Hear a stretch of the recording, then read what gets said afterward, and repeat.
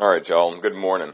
I've been told to have about 38 minutes, so I'm going to set my clock so that I don't anger the folks that are making the recordings. They said that they don't like it much when the speakers go over 38 minutes because they can't fit two lessons on one CD for the people that want CDs. So I'm going to turn on my own little personal clock here, and if it beeps at 38 minutes, then I apologize for that, but I don't have any idea what's going to happen whenever this thing finishes the countdown, so that's we'll all be learning in this experience. So we're glad that you're here today. This session is for elders. The subject is pondering the presbytery. Elders, lords, their examples. We're going to begin in 1 Peter chapter 5 because that is, I believe, the text that applies especially for this lesson. And we'll read 1 Peter chapter 5 verses 1 through 4, and then we'll come back and make some observations about it as we get going. 1 Peter chapter 5 verses 1 through 4. The elders who are among you, I exhort, I, who am a fellow elder and a witness of the sufferings of Christ, and also partakers of the glory that will be revealed, shepherd the flock of God which is among you, serving as overseers, not by compulsion, but willingly, not for dishonest gain, but eagerly, not being as lords over those entrusted to you, but being examples to the flock. And when the chief shepherd appears, you shall receive the crown of glory that does not fade away. As we begin, let me ask the question, why do leaders do what they do? Why do leaders do what they do? I believe most often the answer can be given because they believe it's the right thing to do. Isn't that true? I mean, if you're in a position of leadership and you believe you have the knowledge in order to get people from here to where it is that you believe that they ought to be, you're going to do the things that you believe are the right things. The problem with that is, Proverbs chapter 21 verse 2 says, the way of every man is right in his own eyes, but the Lord weighs the hearts. You know, men don't wake up in the morning and just immediately say, you know what, I'm going to be irresponsible, I'm going to be overbearing, and I'm not going to serve as I should, and let me see the damage that I can do to the church. The way people begin to lead, especially as we're talking about this hour, elderships, the way that they lead is because in a lot of instances they lead the way that they've seen others lead before them. Isn't that true of all of you men who are in here because you're elders? You watched an eldership at one point conduct themselves in ways and means that you looked at and you said, this is obviously an example of the way that things ought to be. We lead because we've seen others lead. And effectiveness in the local church can sometimes begin to erode over time unless elders remember and make times like this at the focal point where we can think about ourselves and evaluate and grow. And I say ourselves, I'm not an elder. I'm not an elder or a son of the elder. And it's interesting to me because one of my elders is here, the men that I serve with presently. 4 of the guys that I served with previously at this congregation are here this morning, and I know that a number of you have served for years at your congregations. But it ought to be that we take time to appreciate topics like this, and maybe as much as possible, let me encourage you to kind of wipe the slate clean and think about, okay, if he's talking about somebody else, and then if we're just starting from scratch and looking at this, I want to evaluate myself and really understand whether or not it is that I'm lording or being an example. We're going to take some time just for a moment and define lords and examples here as the words given from 1 Peter chapter 5 and verse 3. The word for lord here in this context is katakurioi. All right, you hear the word kurios, which is Lord. Every time the word Lord Jesus Christ is translated, it's usually the word kurios. However, here's a addition to it, a prefix that's added to it, kata, which means down, which means under. Lords, in this instance, in this word, means to bring under one's power, to subject somebody to one's rule, to subdue or to be the master of. I like the idea of somebody saying, I'm going to put you under my thumb. I'm going to get you right where it is that you need to be. You're looking at somebody who is going to be controlling, who is going to try and exercise dominion over, to scorn. The word also has to do with tyranny. Who do we think about when we think about tyranny? Hostility. Somebody having a domineering spirit. All of those are part of this word that's given in 1 Peter chapter 5 and verse 3, meaning lords. I see you as my underlings. I'm the boss, and I'm going to try and rule to my own advantage. The word example in the same context, not being as lords over those entrusted to you, 1 Peter chapter 5 verse 3, but being examples. The word example is tupos. It's a type. We used to have these old devices way back when that were called typewriters. And you understand that as I struck the T key, the little type of the T is going to smack that paper really hard, and it's going to give an impression. That's the word example. It is an impression, a figure that's formed by a blow or a mark. Interestingly enough, we know that we're not supposed to be lords over. We're not supposed to be people who are pushing God's people under their thumb, but instead we're supposed to be a type. If you look, or if you want to write a cross-reference to Hebrews chapter 13 and verse 17, here's something that's somewhat paradoxical, at least if we don't look at it necessarily in the right context. Because the Bible there is commanding, particularly the congregation, it says, obey those who have the rule over you and be submissive. Now wait a minute. Here's somebody who's not supposed to lord over, put you under my thumb, but here is somebody who has the rule over.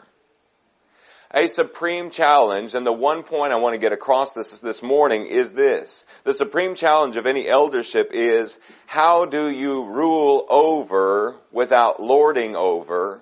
And how do you be like the Lord without trying to be the Lord? The supreme challenge for any eldership is to rule over without lording over, and how to be like the Lord without trying to be the Lord. I'm going to open it up for discussion at this time as we move into our second point. We define lords and examples, but what does lording look like? I don't necessarily even want you to think maybe in an elder context, but have you known people in your life who are tyrannical, who want to try and push somebody under their thumb? What are characteristics of people that are lords in this instance? Manipulative, okay? I'm going to repeat all these characteristics for the sake of the recording, so whoever's listening. Sorry? A dictator, okay? It's my way or it's the highway. Exactly right. What else?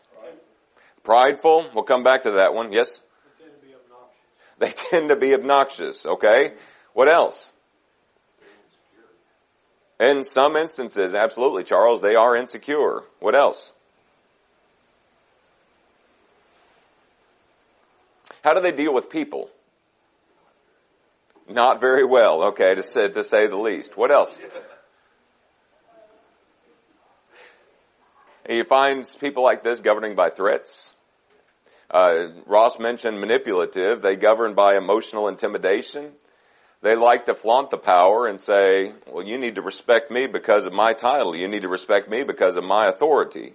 Lords use their political power to get their way, to move the pieces the way that they think that they ought to be moved. Authoritarianism is the byproduct of arrogance. It's a byproduct of pride. You know, lords, generally speaking, suppose their superior office proves that they're inherently superior individuals. Thus, I'm better than you. You see, I'm in this position and you're not. Therefore, I'm going to use this and I'm going to lord it over you. They assume that they have the natural right to do so. And as you look at what the root cause of that is, it is absolutely pride. In the characteristics that Paul gives to Timothy in 1 Timothy chapter 3, what's the danger that he lists that ought to stand out in your mind as an elder? Beware, not a novice, lest being puffed up with pride, he should fall into the same condemnation of the devil. You know what lording is? Lording is pride. Lording is looking down your nose at somebody else because I feel like I'm in a superior position. I feel like I'm in a superior point of view.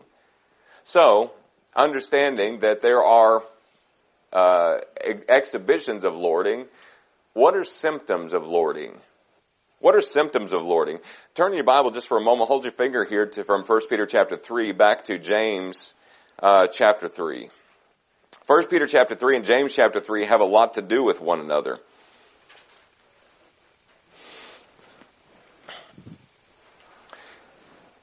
Look down at the very beginning. You want a good passage to commit to memory. When it is that you're counseling with people whose lives are a wreck and a mess, and you're talking to people who are in a hard position, what you've got to evaluate is the wisdom that they've been operating with. Note what verse 13 says, and we'll read down through verse 16. Who is wise and understanding among you? Let him show by his good conducts that his works are done in the meekness of wisdom. Note this next part. But if you have bitter envy and self-seeking in your heart, what are we talking about? We're talking about pride, exactly right. If you have bitter envy and self-seeking in your heart, do not boast and lie against the truth. What's boasting? It's pride and lying against the truth. This wisdom doesn't descend from above, but is earthly, sensual, demonic. Verse 16, for where envy and self-seeking are or exist, confusion and every evil thing are there. Where envying, self-seeking exist, theirs. If you want to understand what's going on in somebody's life, if you want to really look at what wisdom they've been using, look at the product. Look at the symptoms. Where I see envying and self-seeking, where I see confusion and every evil thing, there's been envying and self-seeking. So again, a lot of these situations and symptoms I want to list before you today are symptomatic of lording and prideful leadership that's been going on. Okay? Realize, number one, when you have evidence of lording, or when you have a symptom of lording, it usually comes with a spirit of hopelessness. It usually comes with a spirit of hopelessness. The Proverbs writer said, Proverbs 29 and verse 2, when the righteous are in authority, the people rejoice. But when the wicked man rules, the people groan. How's your congregation? Does it seem like there is an air or a spirit of hopelessness, that things are never going to get better? It could be that because of this confusion and every evil thing, there's been envying and self-seeking that's been taking place. A spirit of hopelessness. Number two, a stifling of a cooperative spirit. A stifling of a cooperative spirit. Remember 1 Kings chapter 12 and verse 4. After Solomon was dead, his son Rehoboam took the power. And Jeroboam, who had already seen the prophet, and the prophet, you remember, tore off 10 pieces and gave it to Jeroboam, said, if you'll serve me, I'll give you and make your heritage secure. And Jeroboam led the people there to Rehoboam and said to him, listen, your dad made it tough on us. Your father, Solomon, man, he made it difficult for us as people. And they came to Rehoboam, and they had a legitimate request, it seems. Could you make things lighter on us? Could you make things easier on us? You remember what Rehoboam's answer was? You think my dad was tough. You think my dad was bad. You just wait. There is an air of dictates from on high. You have got to respect me because of my position and because of my authority. And there's not so much a cooperative spirit to say, let's sit down and let's look and see how the Lord wants us to handle this. Though I don't know that he was an elder, you find in 3 John verse 9, a man by the name of Diotrephes. Could you say Diotrephes was prideful? And the answer is yes, absolutely. He set himself up as preeminent in the church. And you see the effect that it had. Diotrephes does not receive the brethren. He does not receive us as apostles. What's the problem? Diotrephes is puffed up with pride, and there is a lack of a cooperative spirit. Note number 3, there is a preference for the opinion of individuals. There's a preference for the opinion of individuals. Going back to Rehoboam, 1 Kings chapter 12, you remember which counselors he liked? Oh, he liked his friends, the ones he'd grown up with. He liked the ones that told him exactly already what he wanted to hear. The question becomes, when we've already got our mind made up about what's right, and somebody comes and they bring a case before us and say, listen, that may not necessarily be the best course of action. Is it something that we just say, oh, that's just your opinion, I'm going to go ahead and do it? Again, what is that? In a lot of instances, it's pride. We want to listen to the people that make us feel like we're justified. again, the people bring up a reasonable request, but it wasn't what Rehoboam wanted to do. There was pride involved. Number 4, there is a silencing of criticism against us. Silencing of criticism against us. 3 John 10, going back to Diotrephes. He forbids those who want to receive the apostles doing what? Putting them out of the church. You know what? Any speech, we're not going to tolerate any speech that has a legitimate question against the leadership direction. It doesn't matter if John or anybody else, John the Apostle, you know what? If he's questioning me and questioning whether I'm truly following Jesus, I'm just going to take that as a personal insult. Are you questioning me? Are you really questioning? You know that I'm an elder. You're really questioning? You know what? I'm not going to tolerate that. Number 5, a pushing down of those who need help. Evidence of lording in a congregation or symptoms of lording, a pushing down of those who need help. Jesus told a parable in Luke 18 about a certain judge from a city who didn't fear God or regard man. You remember that? There was a widow there who came and she said to this man, "Get justice for me from my adversary." She had a legitimate complaint against this man that had wronged her. And the judge listened and he listened and he listened and he listened. And he just finally said, "She wearies me." And we have people that come to the eldership or come to the leadership in a congregation and they need help legitimately. And sometimes it is because lording elderships set their own example and their own agenda and say, we can't really be bothered with that right now. We'll put this on the back burner. We'll deal with our problem in a month or so whenever we get our building situation worked out or when we get the new carpet installed or whatever it is. But you find a family in crisis and it doesn't fit with our agenda. And so what we try and do is we try and push those people off to the side and say, we'll deal with that later. Evidence, symptoms of lording. Number 6, cruel and nasty words.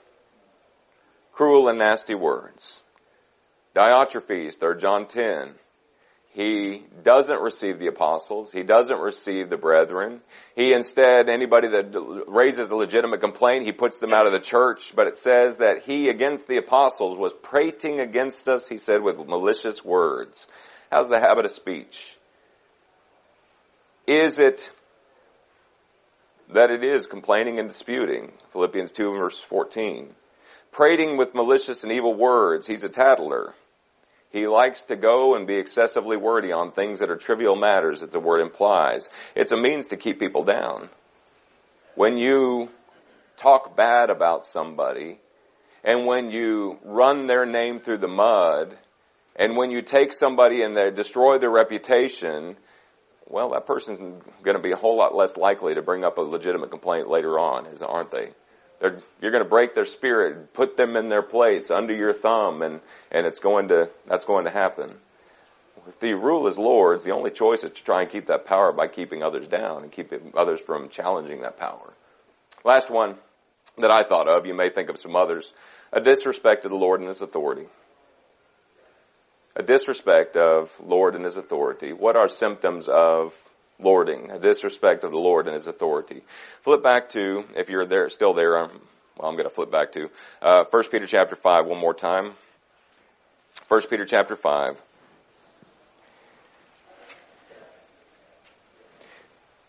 Note the emphasis on the Lord and His authority. Verse 2.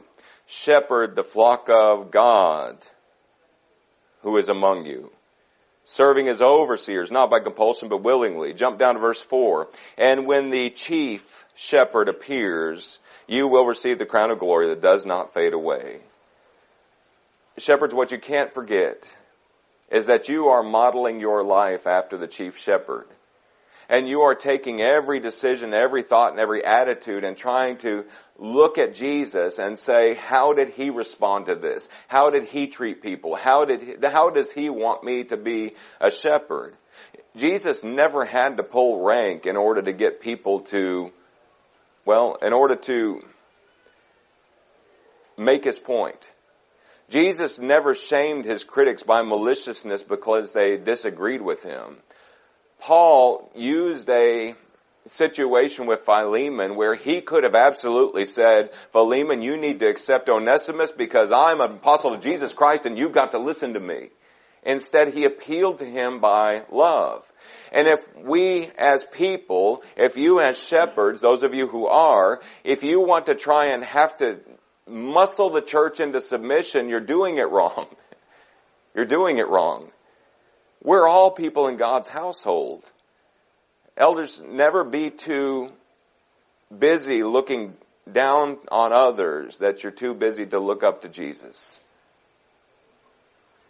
There's a saying, our theme for this year at Graber Road is, I am a sheep and the Lord is my shepherd. I read a lot of books on shepherding, just because I don't know a whole lot about it. I've never been a shepherd or a son of a shepherd, just like elders, you know. And I've read a whole lot of books on shepherds, but one of the ones that impressed me was a book called The Yorkshire Shepherdess, about a lady who left her home in England and went out to the countryside and basically started from the ground up as being a shepherd. And she said there's a saying among shepherds in England. She said there's nothing worse than a running shepherd. There's nothing worse than a running shepherd. Meaning, if the shepherd has so lost control of his sheep that he's running around putting out fires that he's created, you've got to ask the question, are they doing it wrong? Are they lording or are they shepherding? Gentlemen, as I say these things, pride is so insidious that we don't know that it's a problem in our lives. We can clearly point it out in others, but sometimes it's so difficult for us to see in our own lives. And just looking over these list of symptoms, maybe you can see evidence of those things, but if you see that there's some of these things that maybe apply to you or the congregation where it is that you're a part of, may I encourage maybe soliciting an online or an anonymous survey of the congregation about how they feel about the direction of the congregation, about how they feel about the leadership, and just be willing to realize that you're trying to do this for the glory of God and for the glory of His church. But the fact that you want to be the best leader that you possibly can be, and sometimes it requires an observation. I love my wife. She's here this morning, the only lady here in the room, and there are some times that I say, Catherine, how did I do? And she's El Stinko, you know.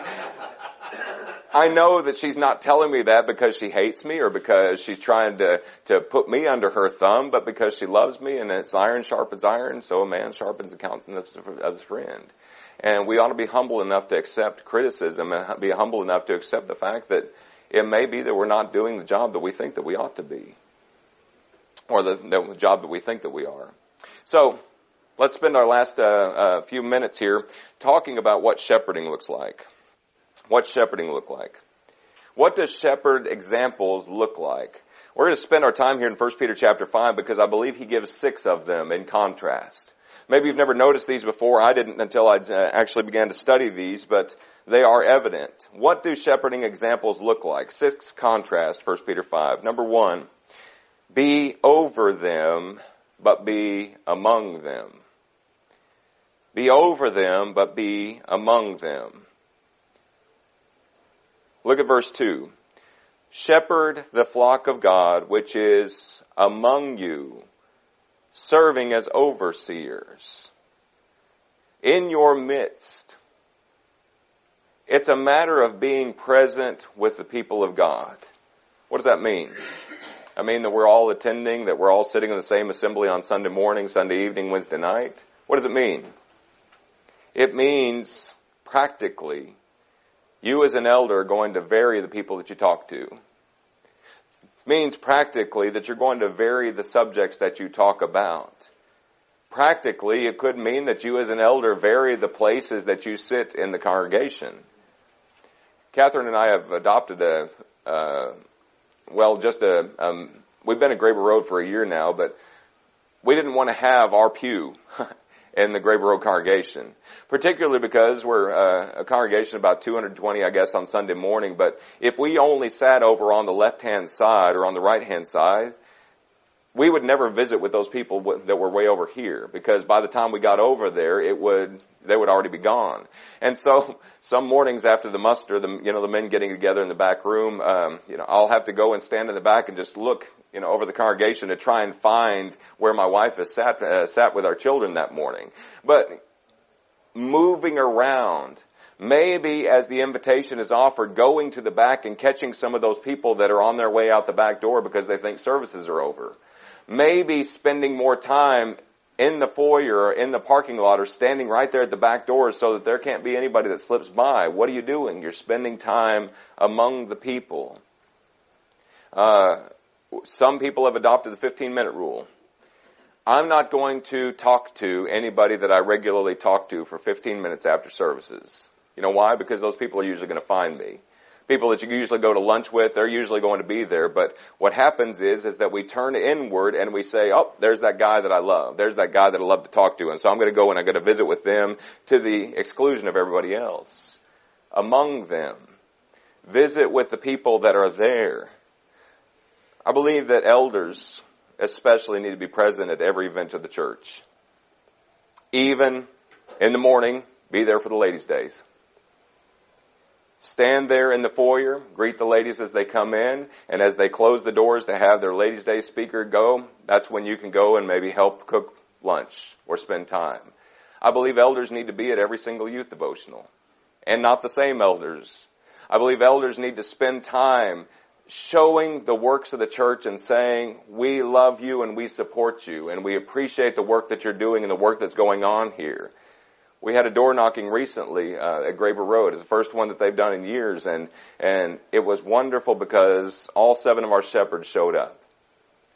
And they were there among the congregation, encouraging and giving the deacon that was in charge of that kudos and pats on the back, and they were excited to be there, and it shows that we're not just sitting in a room offering dictates from on high, but we're there among the congregation. I care about what's going on here. That's the message that the people receive. I'm invested in the success of the church. Be over them, but be among them. Verse 2. Look at the second one. Be over them, but be serving them. Be over them, but be serving them. Again, chapter 5 and verse 2. Shepherd the flock of God which is among you, serving as overseers. Serving as overseers. Serving. What positions have you put yourself in where you can serve the people that you shepherd? Mentioned in my lesson yesterday, both lists, 1 Timothy chapter 3 verse 2 and Titus chapter 1 and verse 8. You find the characteristic of an elder that's hospitable. When was the last time that you as an elder served people in your home? When it was that you hosted a visiting family from a different region or just maybe moved to the area where you'd hosted those people into your home to say, I love you and I want to get to know you better. Hospitality, gentlemen, is a habit. It's not the same as going and watching a game with the same people that we always hang out with. It's not spending time with just our own little inner group or inner circle of people. It's opening up our homes so that we can get to better know the people that we're among. And elders, if you're not in the practice of hospitality and opening up your home and inviting people over and saying, listen, what's value to you about Jesus? And having spiritual conversations across the table. I know that you were struggling with the loss of your mother last month. How are you doing with that? Is there anything that I can do for you? Let's have a prayer together over this meal. Let's have a prayer together about what's going on in your life. It's about sacrificially serving them. I want to know you. I want to know what makes Jesus special to you. I want to know about your struggles. I want to know how I can help you. I want to serve you in whatever way I can. You know what's going to happen? I had a member tell me one time that when I invited him into my office, he was just there on a weekday, and I said, come on in. He said, well, this is like coming into the principal's office. I said, I wonder how often people get that mentality whenever it is that the elders say, hey, we'd like to meet with you. Come on in to our office. What have I done? What have I done? But if you've got a special relationship where you've been in a position where you've been serving those people, you know what's going to happen is that those people know that you love them and you care about their soul. It's not just that they've done something wrong that they're going to be reprimanded for, but they realize that you're saying something for their good. Old saying is true. People don't care how much you know until they know how much you care. Absolutely applies in this situation. Look at principle number 3. Be over them, but be kind towards them. Be over them, but be kind towards them. Still in verse 2, note the contrasts. Shepherd the flock of God which is among you, serving as overseers, not by compulsion, but willingly. Do I have to? My kids say that sometimes. Verse 2, not by constraint, not by compulsion. Do I have to? We use the same word it's the same word exactly as 2 Corinthians 9 verse 7. We want people to give how? Cheerfully, yes? Not by compulsion. Do I have to give that amount? Do I have to put that in the plate? We know God doesn't want that kind of giver. God wants a cheerful giver. And so it is, God wants the same thing from His elders. God wants the same thing from the elders of the flock. Not by constraint, not do I have to, but willingly I would be glad to. Well, you get ready to go out to eat on a Sunday evening and you have one of your fellow elders come up to you and say, brother, there's a crisis. There's a family that's about to split apart. There's something we've got to deal with. And you've got dinner plans. How are you going to treat that person? How are you going to treat the people? How are you going to sit across the table? Come on. By compulsion. Not by compulsion, but willingly. Patience. I would counsel, if you don't have the practice, a mandatory yearly or every 2-year counseling seminar for elders. I know there's gentlemen that do that kind of thing and that are very, very skilled at it, but just to keep the understanding that in order to be willing as a counselor, you have to have some training in that aspect. Because sometimes we know exactly what's best for somebody else, and I'm going to defer to Buddy. And we as men are problem solvers, aren't we? We see the problem directly, and we want to try and, this is the problem, this is the solution. You need to do this right now, get it done. And that's not necessarily what people need. And that's not necessarily the approach that some people need. But understanding that there's kindness that's involved, and willing kindness, being kind, being compassionate, being tender, being patient, all of those things come with skill, with age, with wisdom, and also, I believe, with training. Number 4, be over them, but be eager to help them. This goes hand in hand with the last point. Be over them, but be eager to help them. Still in verse 2, shepherd the flock of God which is among you, serving as overseers, not by compulsion, but willingly. Not for dishonest gain, but eagerly. A man once told me about an elder that he served under, I guess, or served him. But he said the way that this elder would come in the foyer in the morning is that he would shake hands, but he would always be looking over to see if there was anybody that was there that, not watching, but just if there was anybody maybe of higher prominence that he wanted to be shaking hands with. And over time he realized he was looking for visitors or members to schmooze. You ever been schmoozed? It's not pleasant. Being among them, being willing to help them, and being kind to them and ready to help. It's not a matter of schmoozing the people in the foyer, but it's a matter of saying, how can I serve this person? I appreciate, and it may be a regular practice that you'd like to do, an eldership or an elder or two, maybe, if that's all you can muster, or if there's other guys that have gone the other way, and you know that a member's having surgery that week, and you know that they're kind of worried about it, or even if they're not worried about it. Hey, we as your shepherds would like to pull you over here in this classroom. Can we hold hands together and can we have a prayer about your surgery? I know that you just lost your loved one. We're going to take some time just right here after services, and we're going to pull you aside out of the foyer talk, out of the foyer chat, And we're going to pray with you about that. What you're doing is you're cultivating a spirit of trust, and a spirit of understanding, and a spirit of love, and a spirit of serving, beginning with the eldership. We're willing to do these things and to talk about these things with people because that's what we're about. That's God's heritage. We don't want anybody to feel like nobody cares about them, or the preacher doesn't go to the surgery, that nobody's going to call and nobody's going to check up on them. But it makes you and makes us painfully aware of this is a soul, and this is a person that's made in God's image. Number 5, be over them, but be examples to them. Be over them, but be examples to them.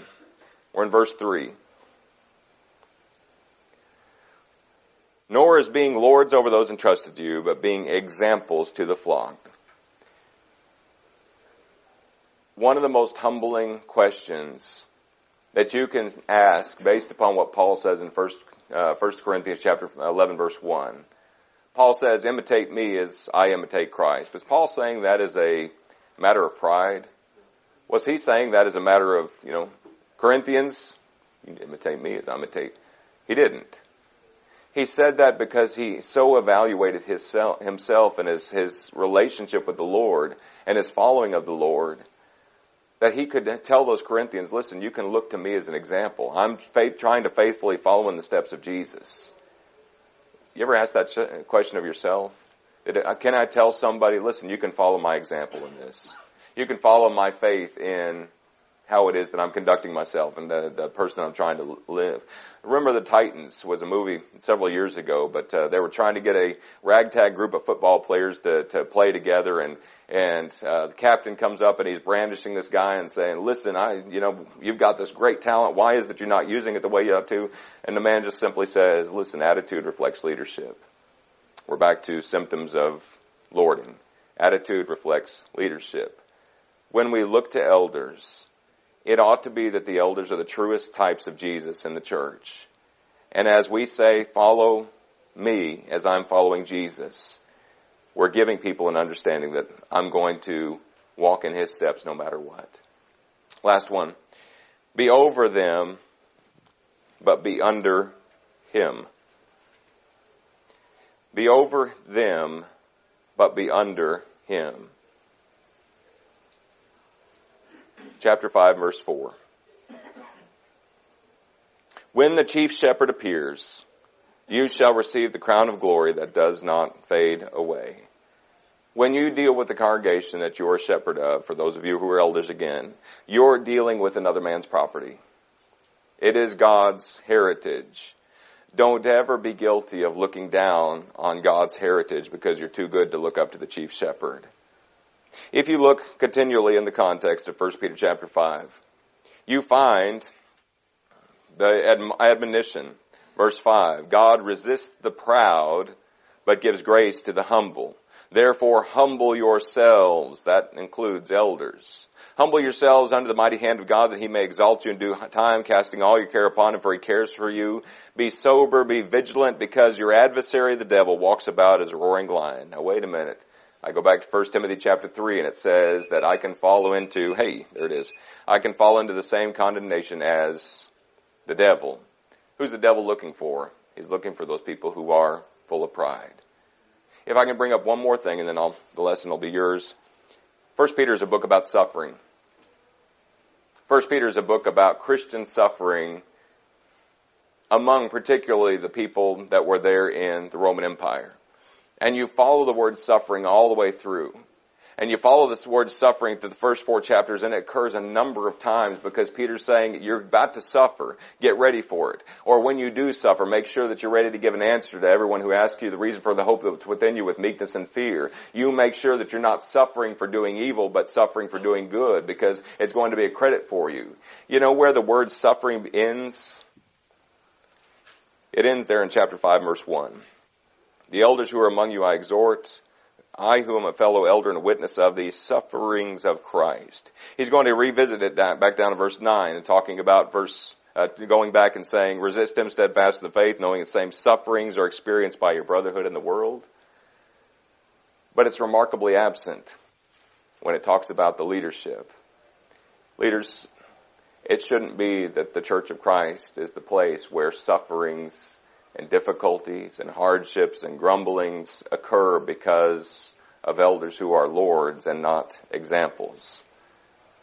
The church ought to be a refuge and a place where we can know that we're going to go and be built up, and we're going to be strengthened, and we're going to be cared for because we've got a great group of men who are shepherding us. It ought to be that we each have enough humility to ask the question, Master, is it I? But it ought to be also that we look at ourselves and we say, I want to just follow Jesus. Thank you, gentlemen. Appreciate your attention.